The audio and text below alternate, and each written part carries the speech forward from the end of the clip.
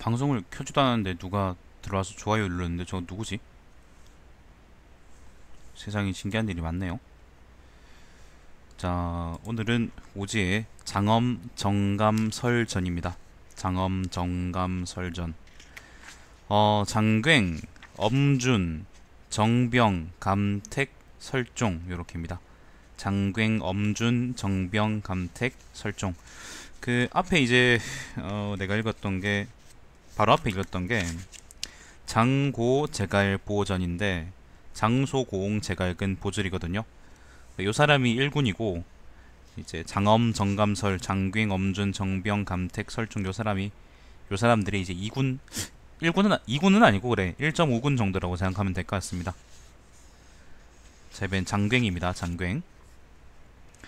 장괭은 자강이며 광릉군 사람이다. 광릉군이 여기입니다. 장소 장괭 전부 다 이제 서주 사람이네. 경도에 유학했으며 경도라는 건 뭐 낙양을 얘기하는 거겠죠. 본군으로 돌아와 무죄로 청거되고 관부의 초빙을 받았지만 모두 나가지 않았다. 뒤에 난을 피해 강동으로 갔다. 손책이 창업하자 곧 그에게 투항에 의탁했다. 자, 광동으로 왔고 손책한테서 이제 취직했답니다. 손책은 표를 흘려 장괭을 정의 교위로 삼았다. 그는 단양 토벌에 참가했다. 단양역입니다. 네, 종군했다고 하고 근데 이게 정확히 뭔지 모르겠네. 손책이 처음에 이제 오군으로 들어올 때를 얘기하는 건가? 자, 손책은 몸소 전쟁터로 와서 싸움을 했다. 장괭은 그에게 다음과 같이 간언했다. 무릇 주장은 그니까 그 총사령관 그런 거 있잖아. 모략을 직접 만들어내는 자이며 삼군이 운명을 걸고 있으므로 경솔하게 몸소 소수의 적을 막는 것은 옳지 않습니다.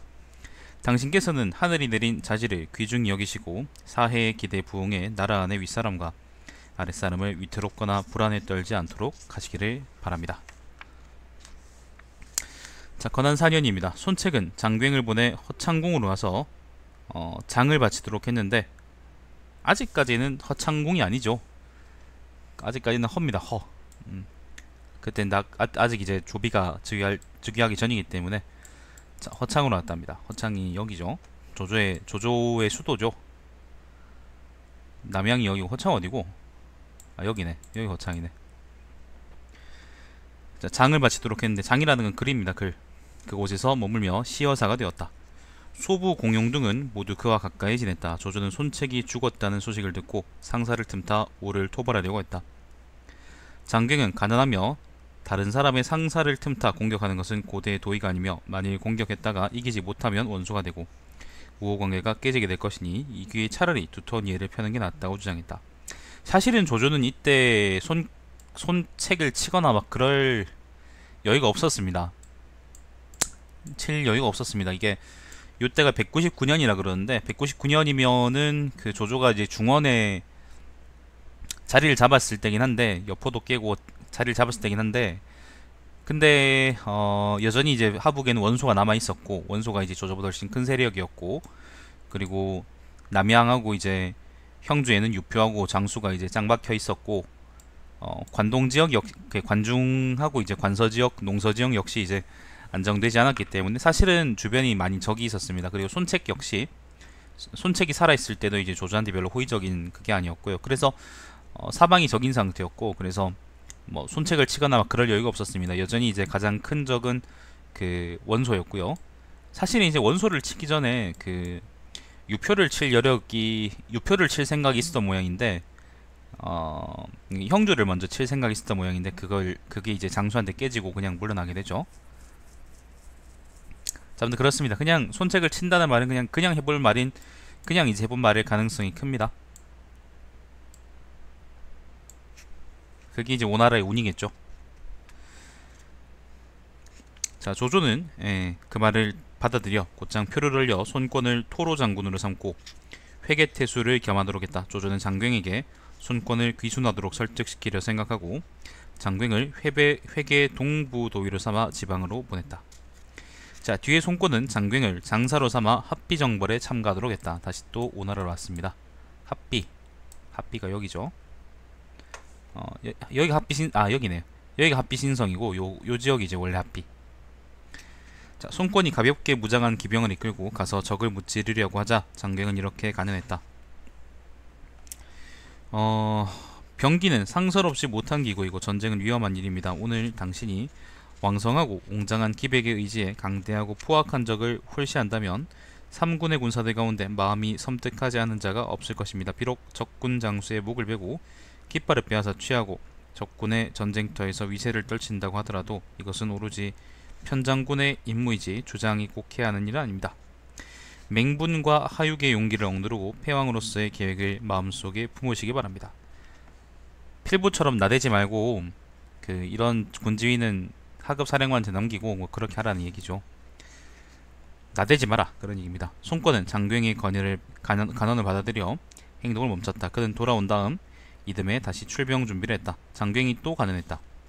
옛날부터 제왕은 1000명을 받은 군주로서 비록 신령이 위에서 보조하고 문덕이 아래에서 발양될지라도 또한 무공의 의지에 그들의 공헌을 나타냈습니다. 그러나 가장 귀한 것은 시기를 잡아 행동을 한 뒤 위세를 세우는 것뿐입니다. 이제 명공은 한왕조 400년에 애군을 만나 위급함을 도운 경로가 있으니 조용히 군대를 쉬게 하면서 널리 땅을 일구어 씨를 뿌리고 현명한 자를 임용하고 재능 있는 자를 등용해 관용과 은혜를 받드는 데 힘쓰며 1000명의 수능에 처벌을 실행해야만 수고롭지 않고도 천하를 평정할 수 있습니다. 이에 손권은 행동을 멈추고 출병하지 않았다. 장경이 마땅히 오군을 나와 말릉군의 수도를 정해야 한다는 계책을 놓자 손권은 그 제의를 따랐다. 계속 오군에 있었나 보네. 예, 아무튼 말릉으로 왔습니다. 건업입니다. 나중에 건업입니다. 자, 손권은 장경에게 오군으로 돌아와 식구를 맞이하도록 했는데 길에서 병사하고 말았다. 그는 병세가 위독할 때 아들 장정에게 유서를 주었는데 거기는 다음과 같이 쓰여 있었다. 예로부터 나라가 있고 집이 있는 자는 모두 덕망 있는 정치를 실행하여 용성한 세상에 이르려고 했다. 그러나 그들이 다스린 것에 이르면 대부분 이상적인 결과를 얻지 못했다. 결코 충성스러운 신하나 현명한 보좌가 없어서가 아니며 나라를 다스리는 근본을 깨닫지 못해서도 아니다.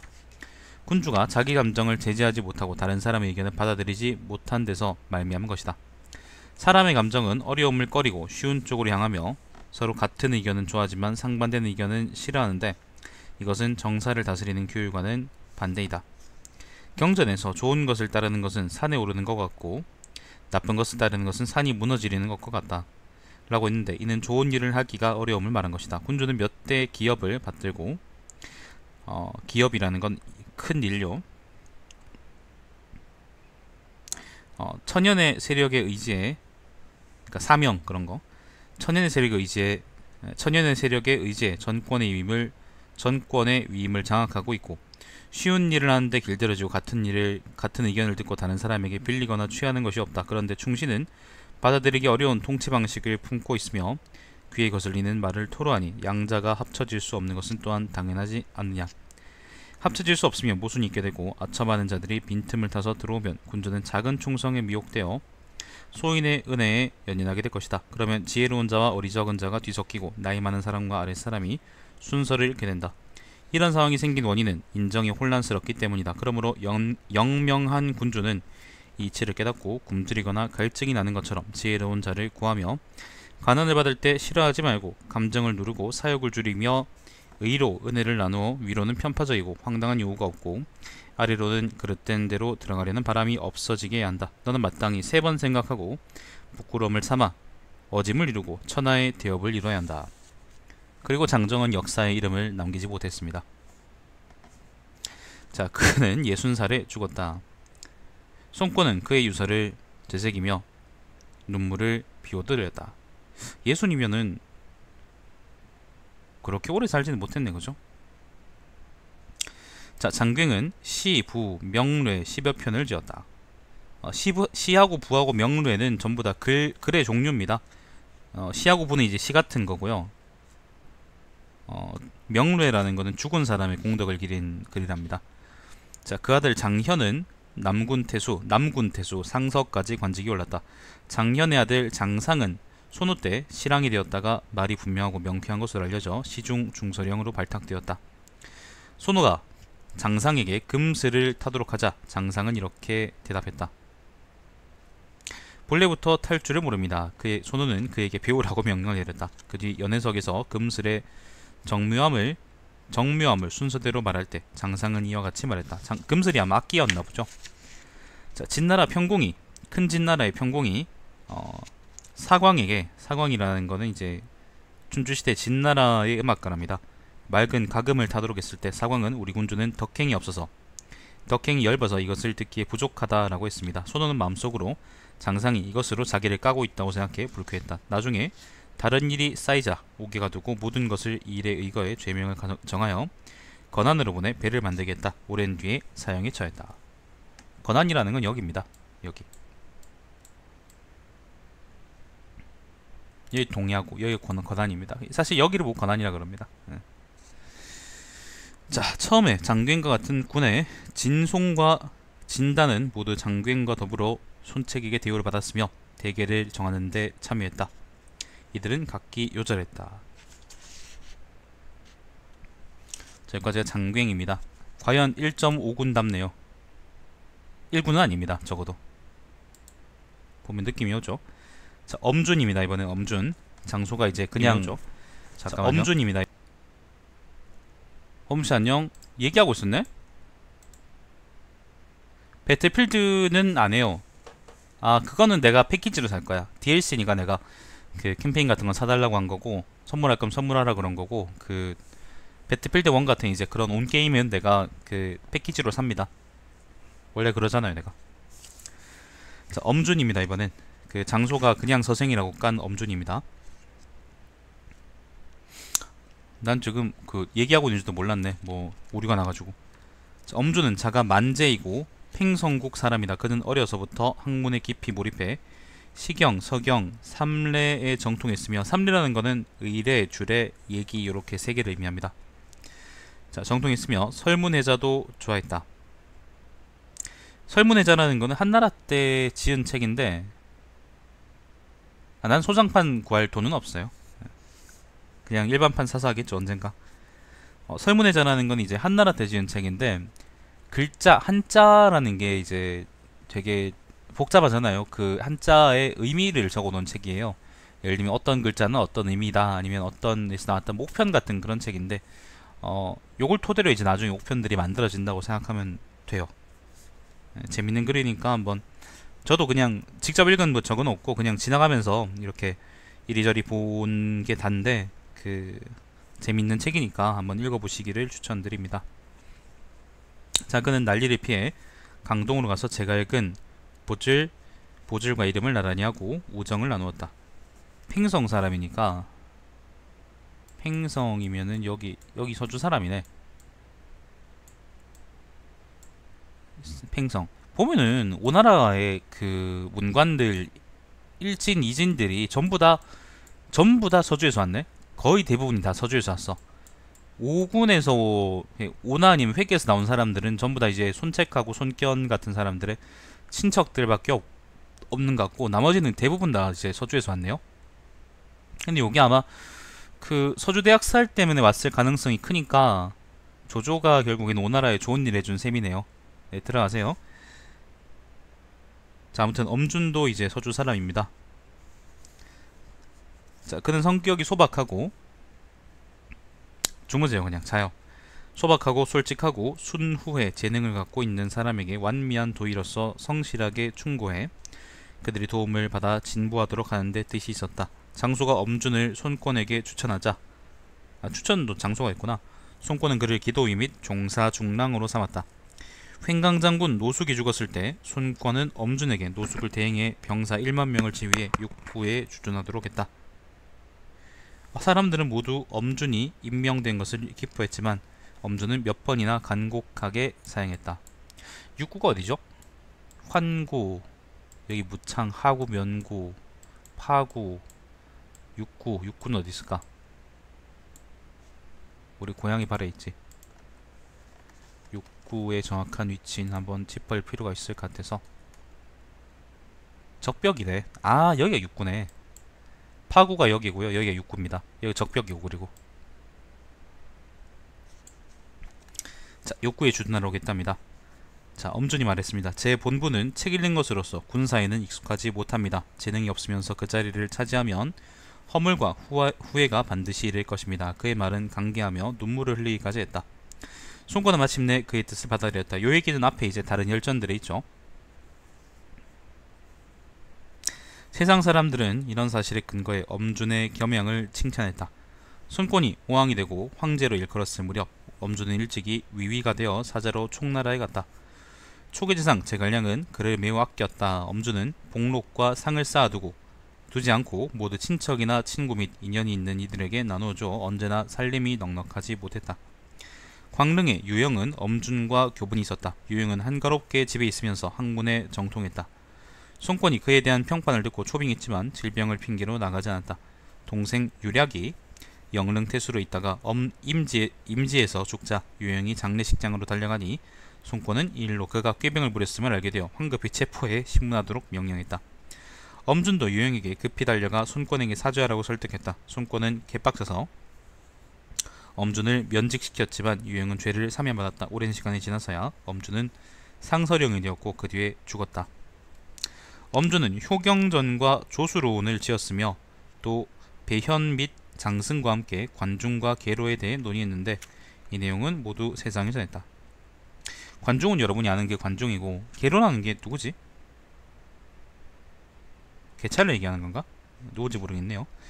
자, 배현은 자가 언황이고 합이 사람이다. 학문과 품행이 있으며 관직은 태종대부까지 올랐다. 이봐, 이 배현이란 사람도 이제 오나라의 문관인데 이 사람도 서주 사람이네. 자, 배현이 아들 배흠에게 제나라 환공과 진나라 문공과 그 다음에 이공 및 해공 네 사람의 우열을 묻자 이공은 백이고요. 해공은 유하해라는데 유하해는 누군지 모르겠네요. 자, 네 사람의 우열을 묻자 배음은 자신이 생각한 대로 대답해 아버지와 서로 되풀이하며 논쟁하였는데 각자의 말에 문체와 이치가 있었다. 배음은 태자 손등과 사귀었으며 손등은 그의 문필이 우아하고 아름답다고 칭찬했다. 라고 합니다. 전부 다 저주 사람이네요. 자, 정병전입니다. 이번엔 정병. 자, 정병은 자가 덕추이고 연암군 남둔현 사람이다. 그는 일찍이 정현을 섬겼고 정현이라는 거는 이제 후한 시기의 그거죠. 유학자죠, 그죠? 연암 지역은 여기입니다. 여기가 연암입니다. 여기가 수춘이고요. 여기가 서주고 여기 수춘이고 여기가 연암입니다. 덕추이고 연암군 남둔현 사람이다. 그는 일찍이 정현을 섬겼고 뒤에 난리를 피해 교주로 이주해 유희와 함께 경전의 근본 의미를 고찰하고 논의했으며 위는 사람 이름입니다. 마침내 오경에 두루 정통하게 되었다. 교주까지 갔네? 연암에 난리가 나서 이제 여기 밑에 있는 교주까지 갔다네요.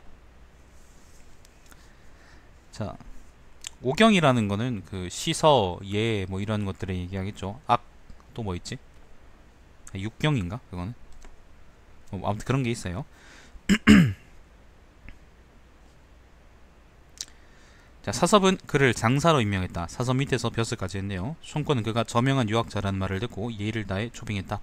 정병은 손권에게로 가서 태자 태부로 임명되었다. 교주에 있다가 다시 이제 오나라로 들어간 모양입니다. 자, 황무사년입니다. 손권이 태자 손등을 위해 주유의 딸을 맞이하려고 할 때 정병은 태상직책을 겸해 오군으로 와서 비를 맞이하게 되었다. 손권이 몸소 정병의 배에까지 왔으므로 정병이 후한 이유를 받고 있음이 알려졌다. 돌아온 뒤에 정병은 조용히 손등에게 나아가 이렇게 말했다. 혼인은 인륜의 시작이며 왕의 교화의 기초입니다. 이 때문에 영명한 군왕은 이것을 중시하였고 사람들에게 솔선해 보여주고 천하를 교화시켰습니다. 그래서 시경에서 관저편을 찬미해 첫머리에 일컬은 것입니다. 원컨대 태자께서는 집안에서 예교를 존중하고 시경의 주남에서 노래한 바를 마음속에 간직하십시오. 그러면 도의와 교화는 위에서 흥성하고 칭송하는 소리가 아래에서 일어날 것입니다. 손등은 웃으며 말했다. 훌륭한 점들을 도와 발양시키고 결점을 제지해 바로잡는 것은 진실로 그대에게 의지하는 바입니다. 그는 질병으로 관직에서 죽었다. 그는 주역적, 상서박, 논어필 등 요건 전부 다 아마 그 해설한 책이겠죠? 아니면 논한 책이던가 총 3만여 자를 지었다. 정병이 탭으로 있을 때 솔경령으로 있던 하남의 정숭도 깊은 탕문을 닦았다. 여기까지 정병이고요.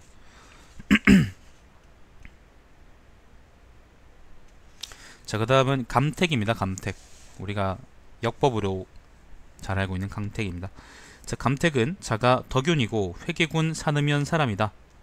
요 사람이 이제 회계 사람이네. 집안 대대로 농민이었다. 감택은 학문을 좋아했지만 살림이 가난하여 학비가 없었으므로 늘 다른 사람을 위해 필경을 하여 종이와 부세 비용을 제공받았는데 뺏기는 일을 마치고 나서는 또 전체를 외웠다. 자, 그 스승을 쫓아 토론하고 연구했으며 많은 서적을 두루 열람하고 아울러 역법과 천문에도 통달해 이로부터 명성이 드러났다. 감택은 효렴으로 선거되었고 전당현의 장으로 임명되었으며 침현의 영으로 승진했다. 전당역입니다. 전당역이고요. 지금의 항주네요. 지금의 항주가 바로 전당현이네요. 옛날부터 되게 큰 곳이었나 보네. 계속 이름이 나오길래.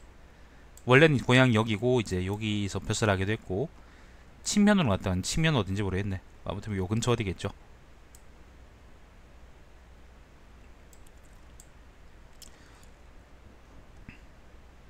자, 손권이 표기장군이 되었을 때 감택을 초빙해 서조연을 돕게 했다. 손권이 황제로 일컬어진 뒤에는 감택을 상서로 삼았다.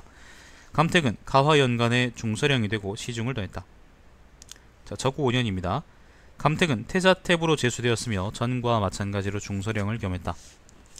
감택은 경전의 문장이 번다해 다 응용하기는 곤란하다고 생각하여 여러 사람의 견해를 참작하고 곧 예기의 문장과 여러 주석서를 간략하게 만들어 두 궁의 왕자에게 가르쳤으며, 여기서 왕자라는 것은 손화하고 손패를 얘기한답니다. 자, 두 사람이 드나들거나 빈객과 회견할 때 의식을 제정했다. 또 건상역주, 권력상주가 아니구나. 건상역주를 지어 계절과 날짜를 바로잡았다. 조정에서 중대한 일을 논의하다가 경전에서 의문점이 있으면 언제나 모두 그를 찾아가 의견을 구했다. 그는 유학 방면에 성실히 힘써서 도양후에 봉해졌다. 그는 성정이 겸허하고 공경스러우며 독실하고 신중하였으므로 공부의 낮은 관리들을 불러 응대할 때에도 모두 예의를 갖추어 대했다. 공부라는 것은 태자공의 관리 부서랍니다. 자, 다른 사람이 그릇되거나 결점이 있을 때에도 일찍이 입으로 직접 말한 적이 없었다. 그의 용모는 부족한 듯 하지만 견문에서 맡기는 것이 적었다. 손권이 일찍이 그에게 물었다. 경서나 해석, 시, 부 중에서 어떤 것이 가장 뛰어납니까? 감택은 혼란을 다스리는 이치를 밝혀 풍요하려고 생각했기 때문에 가의의 과진론이 가장 좋다고 대답했다. 가의의 과진론, 가의라는 것은 이제 한나라 때 유생입니다. 손권은 이거를 읽었다. 구런가생열전이라고 있습니다. 그거를 읽어보세요. 사기에. 자, 처음에 여일의 사학관제가 발각되었을 때, 여일이라는 거는 가끔 이제 이름이 나오는데 한때 권신입니다. 손권 밑에서 이제 한때 권세를 부렸던 그런 사람입니다. 여일의 사학한제가 발각되었을 때 담당 관리들이 그 죄상을 철저하게 조사하고 사형에 처하라고 상조했다. 어떤 이는 당연히 화형시키고 찢어 죽이는 형벌을 더하여 그렇게 큰 죄였어? 사악한 자들에게 보여야 한다고 주장했다. 손권은 이 일을 감택에게 자문했다. 감택은 이렇게 말했다. 번성하고 광명한 시대에 다시 이런 형벌을 있게 하는 것은 마땅치 않습니다. 손권은 그 의견을 따랐다. 또 여러 관청에서 병폐가 생겨나자 감시하는 관리를 늘려 신하들을 조사해 제지하려고 했다. 감택은 이렇게 말했다. 예의와 법도에 따라해야 합니다. 그의 평화롭고 정직함은 모두 이와 같았다. 저고 6년입니다. 243년입니다. 자, 겨울에 세상을 떠났다. 손권은 비통해하고 애도하며 며칠 동안 음식도 먹지 않았다. 감택과 같은 주안의 선배인 단양의 당고도 자신을 수양하고 학문을 쌓아 유학자로 일컬어졌는데 국어, 공량전에 주석을 달았으며, 국어는 좌구명, 춘추시대의 노나라의 재상인 이제 좌구명이 지은 책이고요. 무슨 책인지 모르겠네요. 공양전하고 이제 공량전은 둘 다 이제 공자가 지은 춘추에 달린 해설서입니다. 공량전에 주석을 달았으며, 좀 더 유명한 주석서로 이제 좌시전이라는 게 있죠. 좌시전이 바로 이제 아까 얘기한 좌구명이 단 주석사입니다.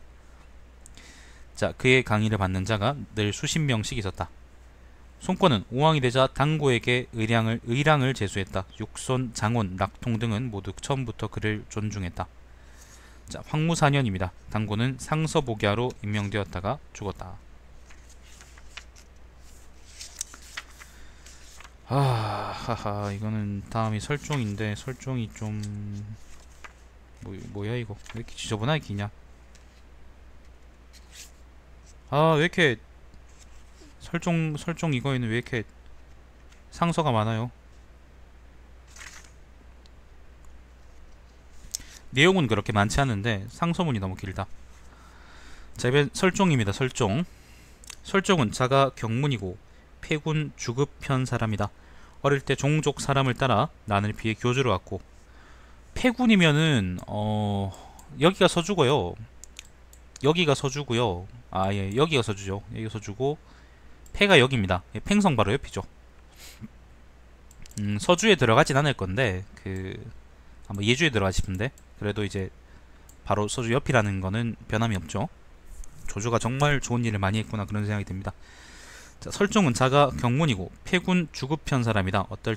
어릴 때 종족 사람을 따른 나는 비에 교주로 왔고, 교주로 왔답니다. 교주로 왔고, 네, 교주로 왔고, 유희에게 학문을 배웠다. 유희에게는 앞에 이제 감택이었습니까? 감택이 아니구나. 감택 앞에 누구야? 정병 이야기할 때 나왔죠, 그죠? 유명한 사람이었나 보네, 교주에서. 자, 유희에게 학문을 배웠다. 사섭이 손권에게 의지한 다음 설종을 불러 오관중랑장으로 삼고 하포 및 교지태수를 제수했다. 자, 그때 교주 땅이 막 개발되기 시작하였으므로 자사 여대가 병사들이 이끌고 나아갔다. 설종은 그와 함께 움직여 바다를 건너 남쪽으로 토벌해 구진까지 이르렀다. 구진이 여기입니다. 베트남까지 갔다 왔네. 여기가 지금의 하노이입니다.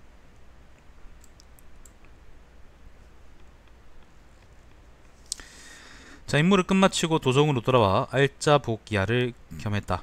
서촉의 사자 장봉이 손권 앞에서 상서 감택의 성명을 들어가며 감택을 조롱했지만 감택은 응답할 수 없었다.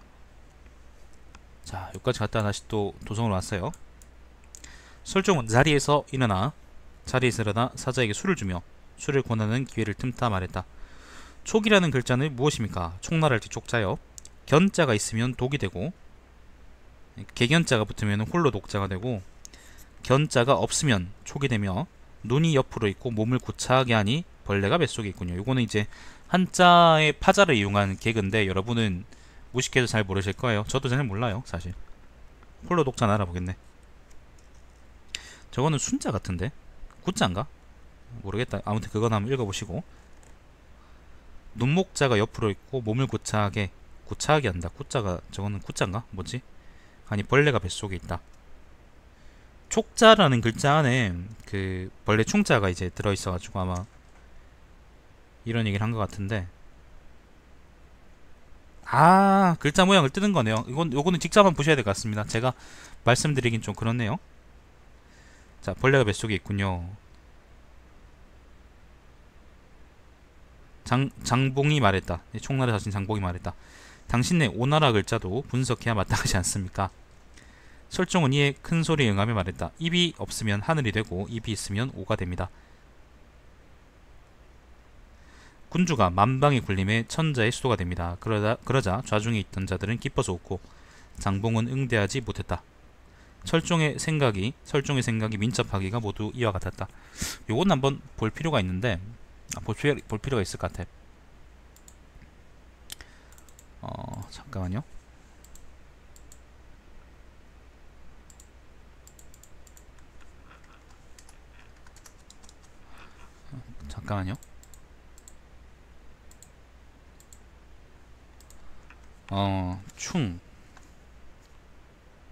촉자라는 게, 촉나라 할 때 촉자라는 게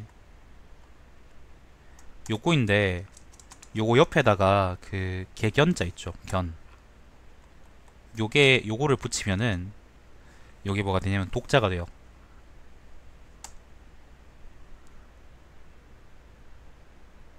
네. 옆에 있는 게 요게 개라는 의미이기 때문에 부수기 때문에 독이 되고, 홀로 있다, 혼자 있다, 그런 안 좋은 의미가 되고요. 견자가 없으면은 이제 견자가 없으면 여기 원래 있는 촉자가 되는 거고, 그리고 눈이 옆으로 그러니까 촉자가 되는데, 요 촉자의 위에 있는 요 글자는 눈목자 있죠. 눈목자, 요 글자. 요 글자를 이제 옆으로 뉘인 글자하고 비슷하고, 그리고 몸을 고차하게 한다 이 말은 잘 모르겠네. 그 가로에서 이제 요거를 잠깐만요. 여기 구자인가?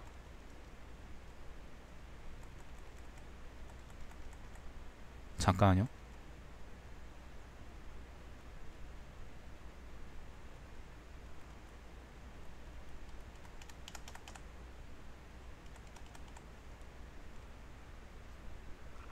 요 글자를 적어놨는데 역자가 몸을 고차하게 한다 이게 무슨 말인지 모르겠네.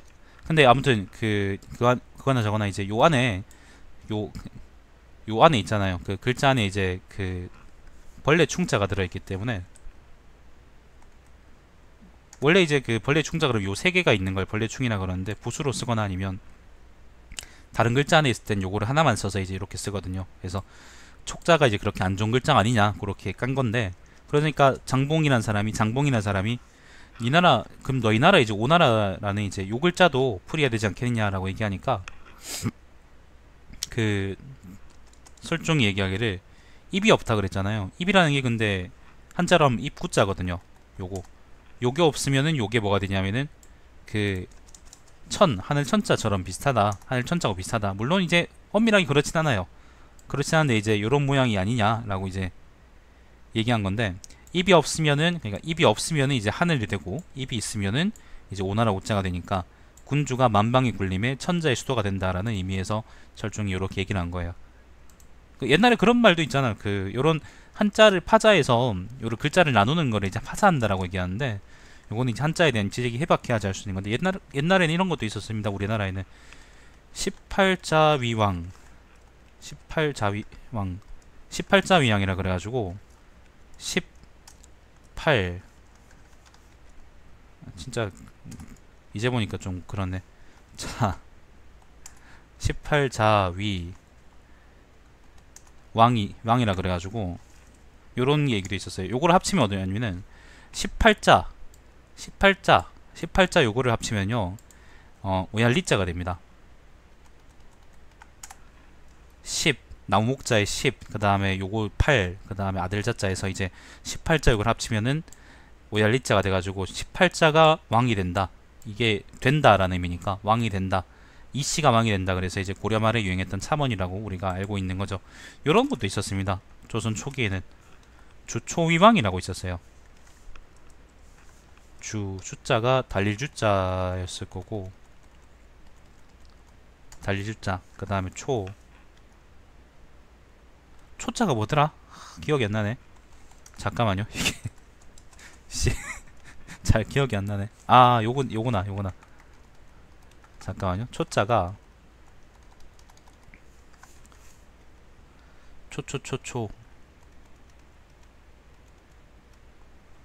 초자. 그리고 여기다 위왕은 이제 위에 거하고 똑같이 이제 될 위자에다가 그다음 왕이 돼가지고, 근데 주하고 초를 합치면은요, 요 두 글자를 합치면 뭐가 되냐면은, 요 두 글자를 합치면은 조자가 돼요. 조나라 조자가 되는데, 근데 요 조자가 뭐를 의미하냐면 그 당시에 이제 그 누굽니까? 조광조를 얘기하죠. 조광조. 그래서 그 조광조를 참원하기 위해서 누가 이제 그 풀에다가 그 꿀 같은 거 있잖아. 꿀 같은 거를 주초위왕 이런 식으로 이제 발라놔가지고 벌레가 그걸 파먹게 하니까, 그 성종인가? 그때 누구죠? 아무튼 그 새끼가 그 왕이 이제 깜놀해서 조광조를 죽였다. 뭐 그런 얘기가 있죠.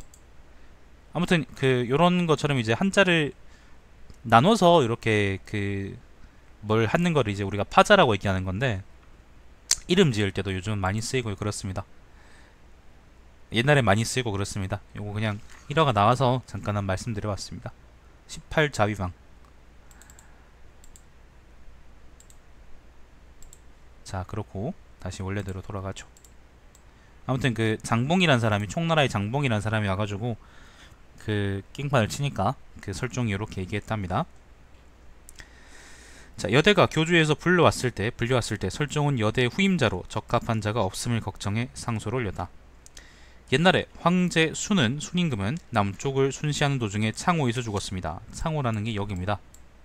근데 순임금이 이까지 왔겠습니까? 말이 되는 소리 해야지.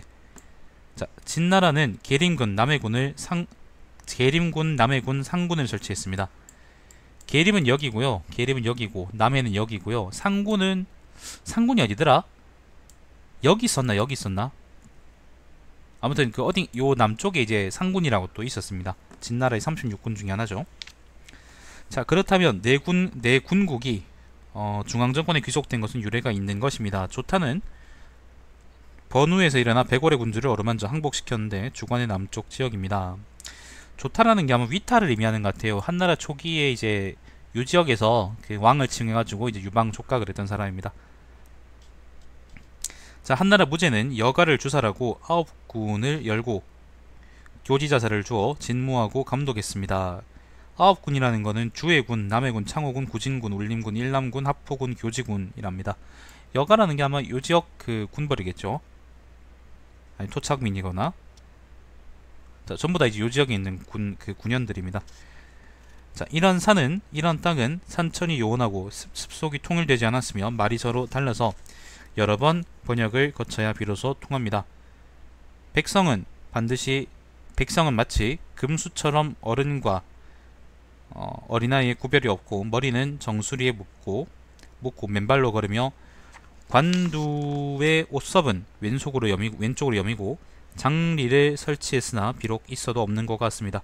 이때부터 중국의 죄인을 잠옷 많이 옮겨 이들 사이에 섞여 살게 해서 점차 글을 배우도록 해 조략하게나마 언어를 알게 했으며 사자나 역마를 왕래시켜 예의와 교화를 보도록 했습니다. 뒤에 석광이 교지태수가 되고 임연이 구진태수가 되어 그들에게 농사짓고 쟁기지라는 것을 가르치고 모자를 쓰고 신을 신게 했습니다. 그들을 위해 매관을 설치해 처음으로 정식 혼인법을 알게 하고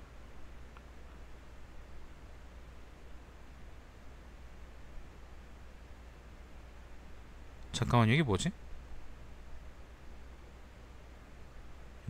광고야?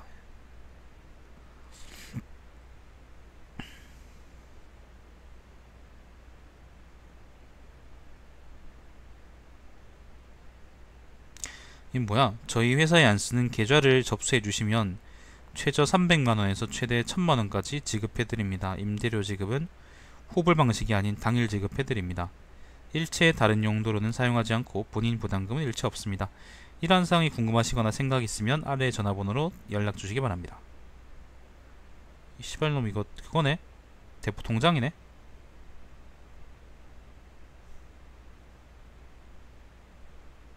잠시만요. 요거 행운의 편지처럼 사람들한테 보내야지.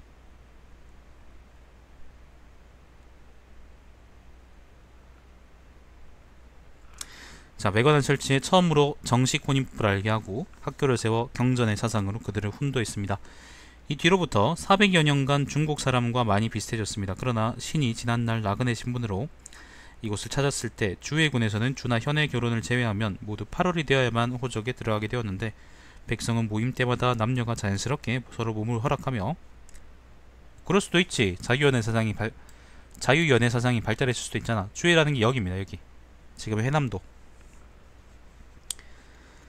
자, 후부가 되고 부모도 이것을 막을 수 없었습니다. 교지군의 미령, 구진군의 도방 두 현에서는 모두 형이 죽으면 동생이 그 형수를 아내로 삼았는데 대대로 이것을 습속으로 삼고 장리들도 흘러가는 대로 방임해 금지하거나 제한하지 못했습니다.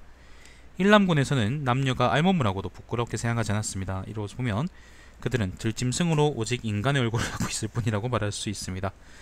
그러나 이곳은 땅은 광활하고 인구가 많으며 지세가 험준하고 살림이 좋지 못하므로 이 조건을 이용해 소란을 일으키기는 쉽지만 이곳 사람들을 다스림에 복종시키기는 어렵습니다. 현해 관리들은 그들을 통제하면서 나라의 법령을 보여줘 위험에 복종하게 하고 농가에 조세징수는 바치는 물품을 재단하여 취하고 함께 분별해야 합니다.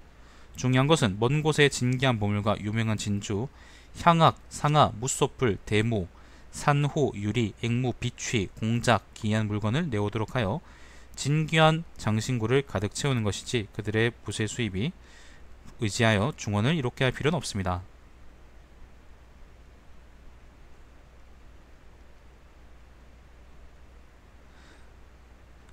그러나 고전 밖에 있는 지역의 관리 선발은 대체로 엄정하지 못합니다. 한나라 때 법령이 느슨하므로 관원 대부분이 자연스럽게 방자해서 여러 차례 법령을 어겼습니다. 주해군이 황폐해진 것은 장리들이 그곳 사람들의 머리카락이 아름다운 것을 보고 그것을 잘라가지고 가발을 만든 데서 비롯되었습니다. 신이 본 바로도 남해의 황계가 일남태수가 되어 임지에 이르러 수레에서 내리자마자 준비한 것이 풍족하지 못하다며 주부를 죽여 곧 쫓겨났습니다. 구진태수 단맹이 장인 주경을 위해 주인이 되어서 고급 관리들을 초청했을 때도 술을 마시며 감리도운 음악이 연주되자 공조 번음이 일어나 춤을 추며 주경에게도 청했는데 주경이 일어나지 않으니까 번음이 억지로 시키려 했습니다. 그때 단맹이 화가 치밀어 몽둥이로 번음을 때려 군의 관부 안에서 죽였습니다. 번음의 동생 번묘가 잠깐만요.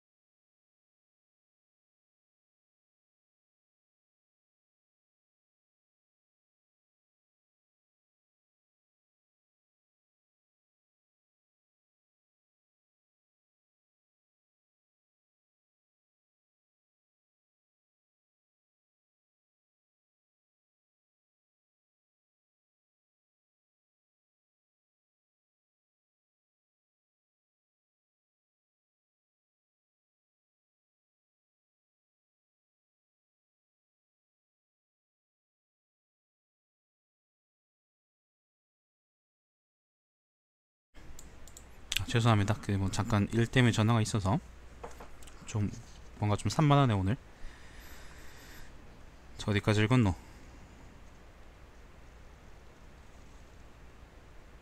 술을 마시며 감미로운 음악이 연주되자 공조 번흠이 일어나 춤을 추며 주경에게도 청했는데 주경이 일어나지 않으니까 번흠이 억지로 시키려 했습니다. 그때 단맹이 화가 치밀어 몽둥이로 번흠을 때려 군의 관부 안에서 죽였습니다. 뭐야 이게? 번흠의 동생 번묘가 병사들을 이끌고 관부를 공격해 독화살을 단맹에게 쏘아 단맹도 죽고 말았습니다. 회식이 이렇게 위험한 거구나. 교지태수 사섭이 병사를 보내 번묘를 토벌을 했지만 끝내 이길 수 없었습니다. 또 옛 자사였던 회계의 주부는 고향 사람 우포와 유언의 무리를 분별해 장리로 삼았는데 그들은 백성을 괴롭히고 학대해 백성들에게 억지로 세금을 거뒀으며 황어 한 마리에 쌀 한 곡을 거두었습니다. 곡이라는 건 10마리랍니다. 단위겠죠, 단위. 그러므로 백성이 원망에 반란을 일으키고 산적들도 아울러 나와서 주를 공격하고 군을 침범했습니다.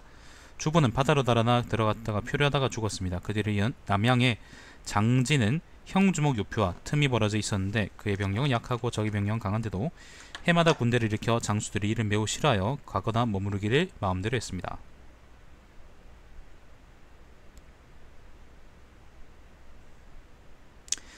장진은 조금씩 정돈해 나갔지만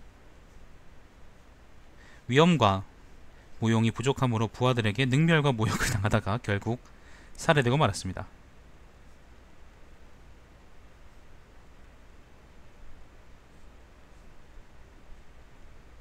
그들을 이은 영릉의 뇌궁은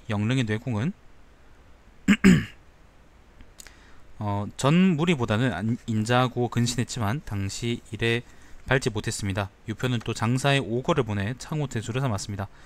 오거 이야기는 앞에 잠깐씩 나왔죠, 그죠? 오고는 무사로서 경솔하고 사남으로 뇌공에게 신임을 받지 못했습니다. 그는 뇌공을 원망해 한을 품었다가 쫓겨나자 보질에게 구원을 요청했습니다.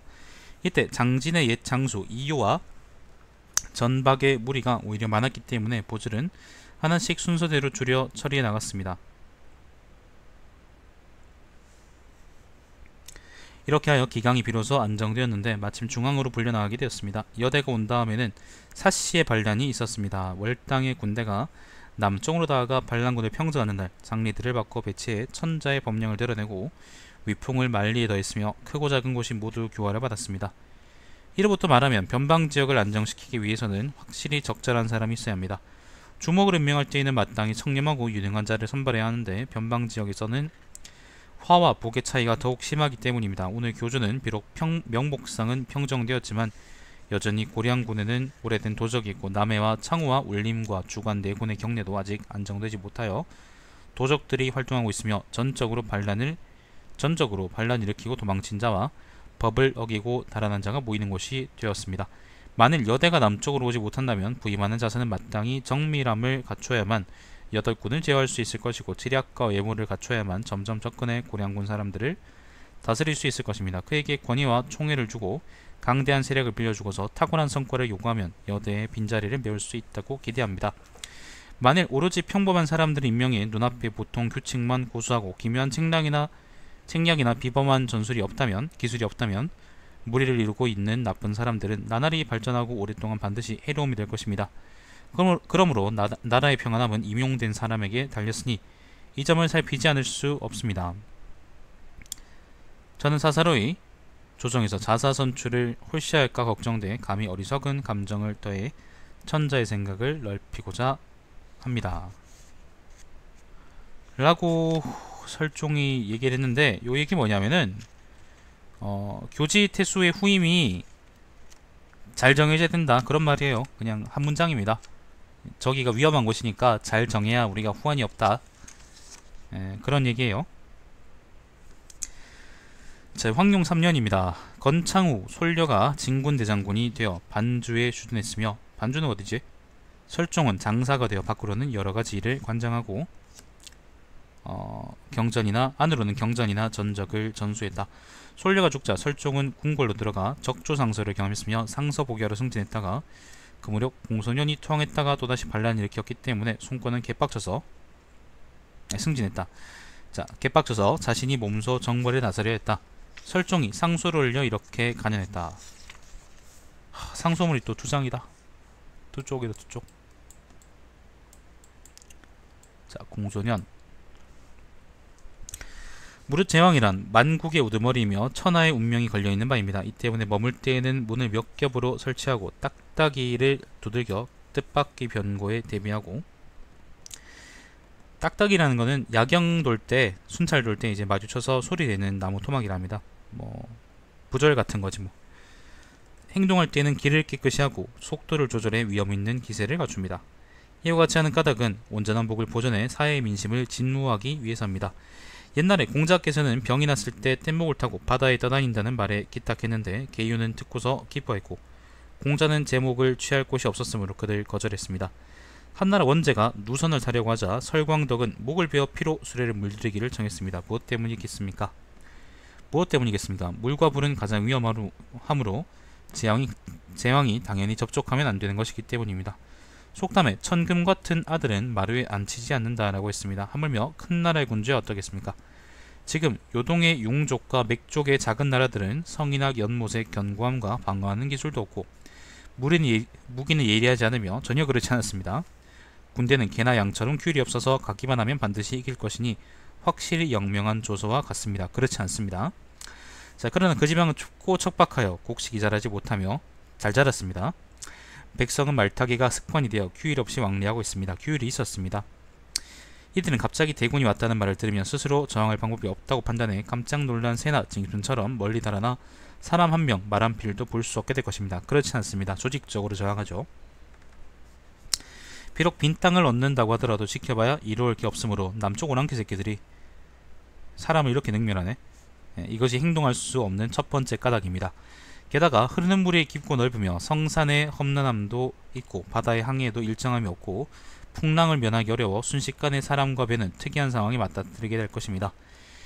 비록 요순의 덕행이 있을지라도 지모를 사용할 것이 없으며 맹분과 하육의 용맹을 지녔을지라도 역량을 펴지 못할 것입니다. 이것이 행동할 수 없는 두 번째 까닭입니다. 더구나 짙은 안개가 하늘을 가득 덮고 있고 바닷물이 땅속에서 증발해 사람들에게 쉽게 종기가 나서 서로 옮습니다. 바다를 건너는 자 가운데 이 질병에 걸리지 않은 자는 드뭅니다. 괴혈병이구나. 이것이 행동할 수 없는 세 번째 까닭입니다. 하늘은 신성한 천자를 내려보내고 상스러운 징조를 나타내 반드시 환란을 평정해 이 백성을 편안하게 하도록 했습니다. 길한 징조가 나날이 모여들고 있으니 천안 앞으로 평정될 것이고 천리를 가스는 자나 포악한 자의 멸망은 가까이 다가오고 있습니다. 중국이 하나로 평정되면 요동은 자연스럽게 멸망할 것이니 오직 손을 잡고 기다리면 됩니다. 지금 필연적인 규율을 어기면서 매우 위태로운 험난함을 찾고 구주의 안정을 가벼이 여기고 하루아침에 분노를 터뜨리는 것은 나라의 중대한 계획이 아니며 계책이 아니며 또 창업일에 일찍이 없었던 것입니다. 이것은 진실로 신하들이 몸을 기울여 단식하고 먹어도 단맛을 모르며 잠을 자도 자리가 편안하지 못한 까닭입니다. 오직 폐하께서 우리 같은 위세를 억누르고 치밀어 오르는 노염을 참으며 다리를 지나는 것 같은 안전에 기대 얇은 빙판 위를 걷는 것과 같은 위험을 멀리한다면 신하와 자제들은 당신의 목에 의지하고 천하도 매우 행복할 것입니다. 그때 여러 신하가 대부분 가난했으므로 손권은 출병하지 않았다. 공소년한테 빡쳐서 손권이 군대까지 보낼 생각을 했나보네.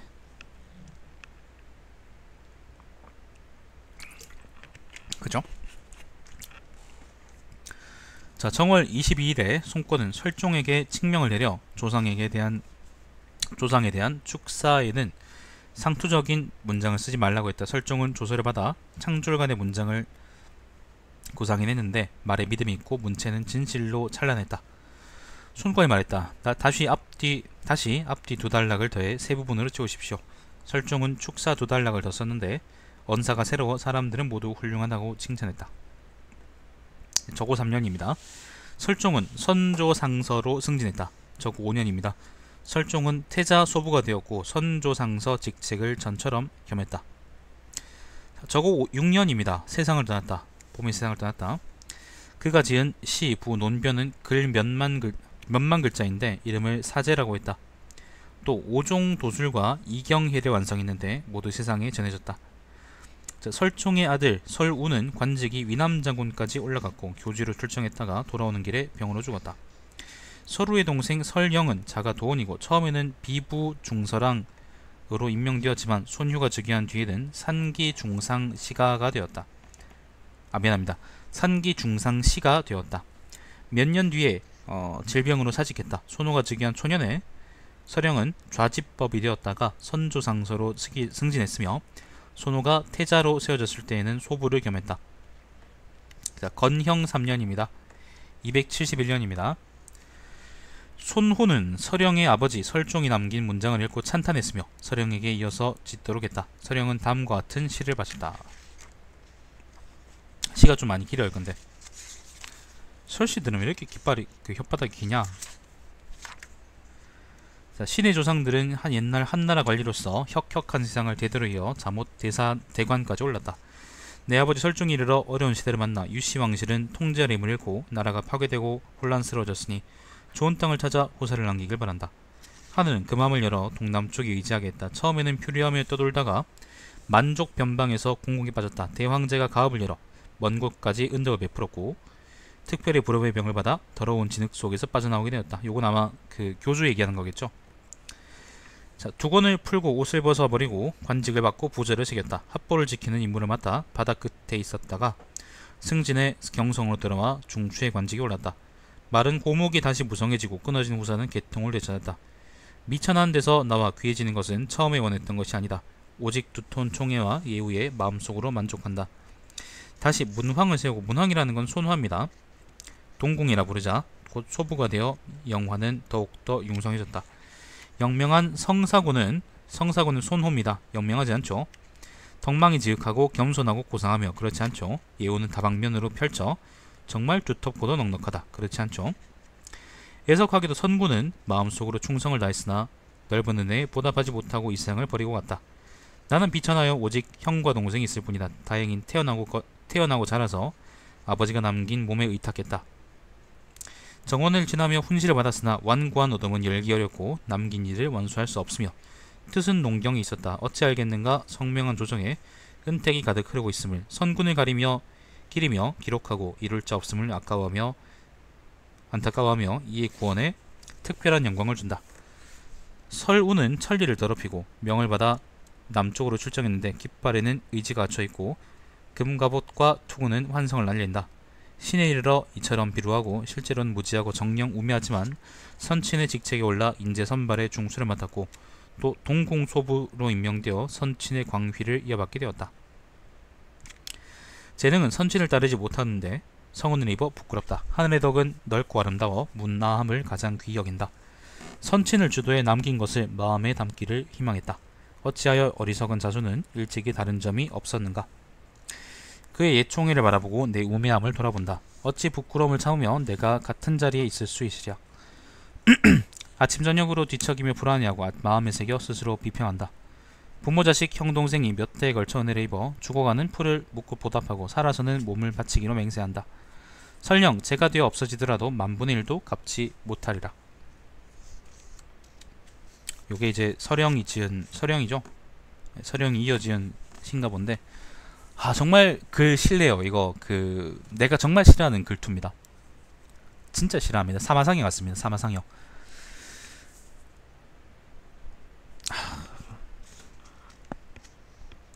정철 같습니다. 정철 그 왜 선조 엉덩이 핥는 글 있잖아.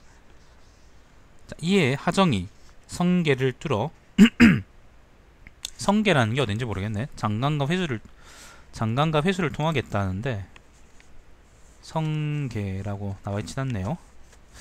잠깐만요. 장강이 여기고 이제 회수가 여기거든요.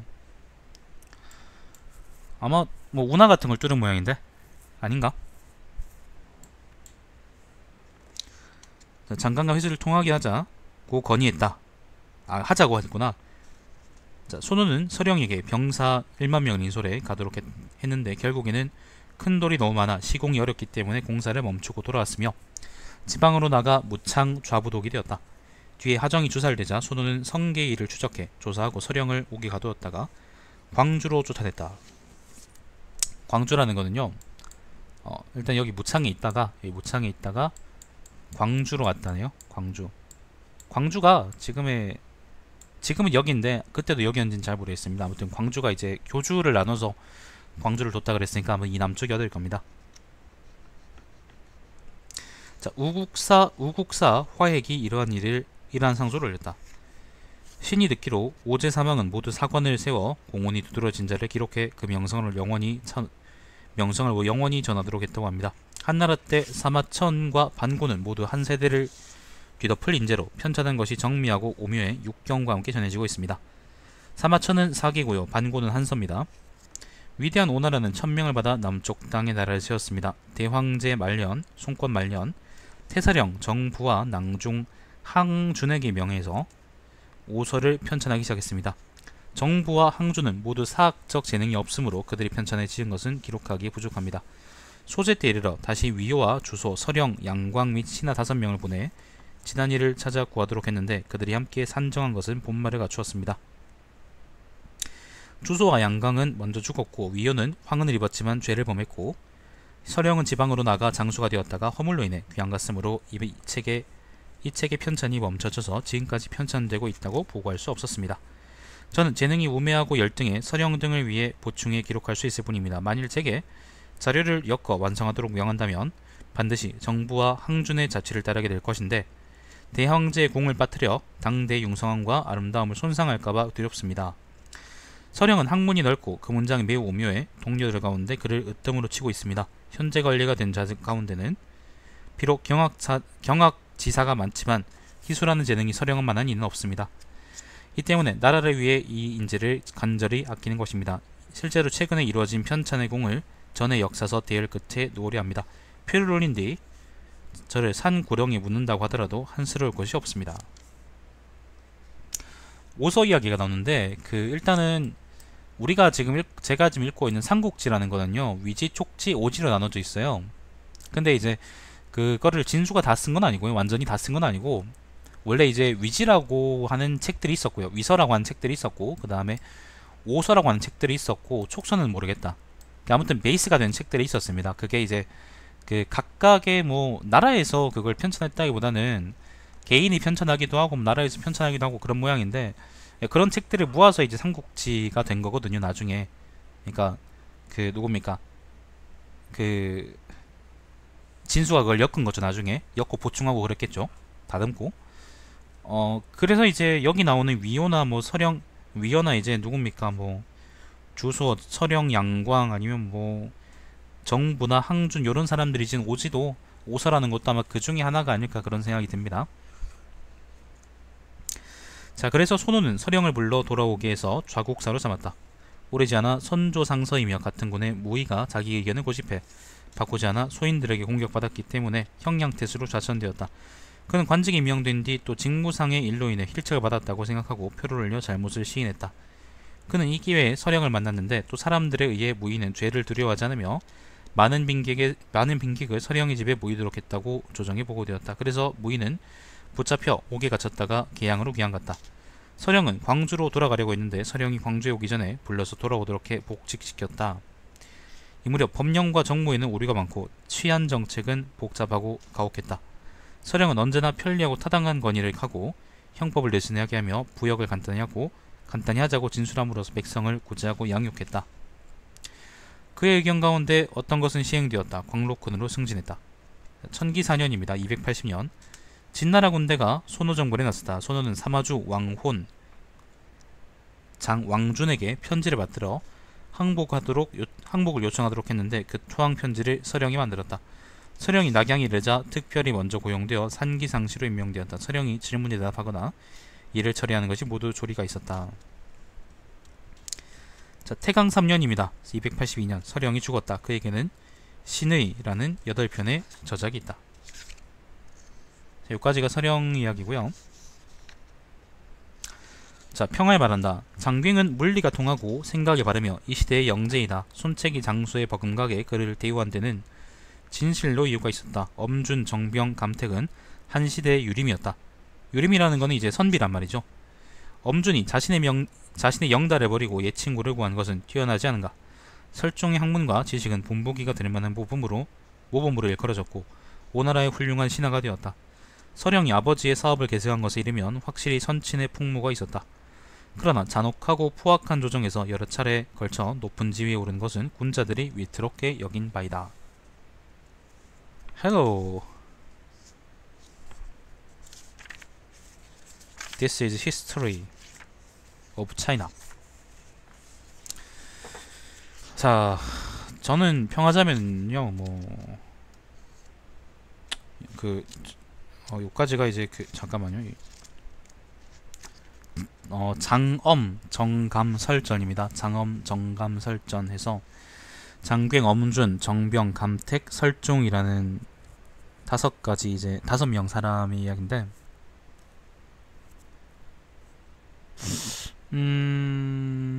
it is not documentary, but it is not game also, not entertainment. 자, 아무튼 장괭, 엄준, 정병, 감택, 설종에 관한 이야기인데, 1.5진이라고 생각하면 되겠습니다. 그 2진까지는 모르겠고 1.5진이나 2진 정도다. 그 정도로 생각하면 될 것 같고, 다만 이제 내가 읽으면서 느꼈던 게 뭐냐면은 조조가 참 많이 손권한테 좋은 일을 해줬구나 그런 생각이 들었습니다. 서주에서 지금 내가 앞에 이제 지금 장엄 정감설전도 마찬가지고 앞에 장고 제갈보전에서도 마찬가지고 서주에 난리가 났기 때문에 강동으로 왔다라는 얘기를 본 사람이 엄청 많아요. 예를 들면 지금 여기 장엄 정감설전에서 장괭도 광릉 사람이고요. 그죠? 장괭열전에 같이 나온 그 진송이나 진단도 전부 다 이 서주 사람인 것 같고, 같은 군이라 그랬으니까. 그리고 엄주는 팽성 사람이고, 팽성이네 또 서주죠. 그죠? 감택은 회계네요, 그죠? 예. 정병은 어디 사람이냐? 아, 정병은 연암이구나. 설종은 패군 주급편인데 패군이 물론 서주는 아닌데 이제 서주 바로 옆에 있죠, 그죠? 영향을 받았겠죠.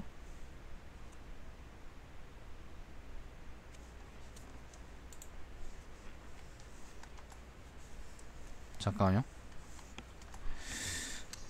설종도 아마 그랬던 것 같고, 뭐 설종의 후손들은 뭐 말할 것도 없고, 앞에 이제 장고 제갈 보전에서 나온 장소도 팽성 사람이고,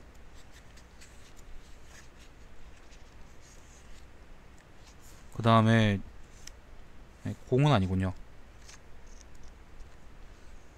제갈근도 낭야 사람이고, 제갈근 낭야는 여기입니다. 낭야가 여기입니다. 여기 낭야거든요. 그러니까 여기도 이제 사실 서주에 들어가는 거죠, 그죠?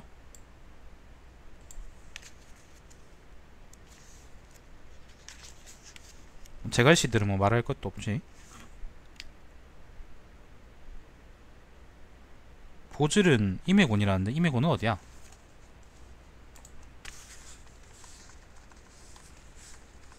임해곤 안 나와있네.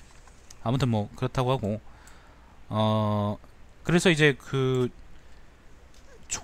오나라의 내정과 이제 물리를 담당한 그 일진이나 이제 1.5진 혹은 2진 문관들이 거의 대부분이 이제 60% 정도는 다 이제 5, 6할 정도는 전부 다 이제 서주나 이제 그 근처 지역에서 온 것 같은데, 아마 이게 그 서주 대학살을 때문에 대학살 때문에 그냥 뭐 이제 여기서는 보통 이제 난리가 나서 왔다라고 하는데, 아마 그게 서주 대학살을 의미하는 것 같고 그것 때문에 많이 옮겨온 것 같아요.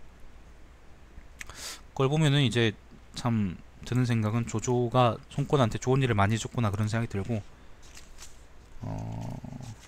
참 사람 일은 알 수가 없구나 그런 생각이 들어요. 자, 아무튼 그렇습니다. 요까지고, 다음은 이제 주유 노숙 여몽전입니다.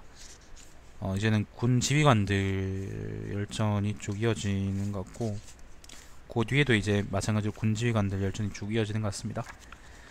자, 여기까지 하겠습니다. 오늘 여기까지 하고, 자, 시청해주신 여러분 감사드리고, 제 방송 유튜브에 달마시안TV에서 다시 볼 수 있습니다. 나중에 이따가 아마 좀 쉬다가 이따가 다시 아마 아까 하던 그 뭡니까, 어제 하던 그 어쌔신 크리드 할 것 같고, 오늘 밤에 그 위클리 재테크가 있습니다. 오늘 밤에는 아마 그 주식시장 주식 거래에 대한 이야기를 할 것 같은데, 이번에 이제 난리가 났었죠, 그죠? 그 관련한 제도적 허점에 관한 이야기를 할 겁니다. 그래서 많은 시청 부탁드리고 이따 다시 뵙도록 하겠습니다. 자, 방송 종료하겠습니다. 다음 시간에 다시 뵙겠습니다.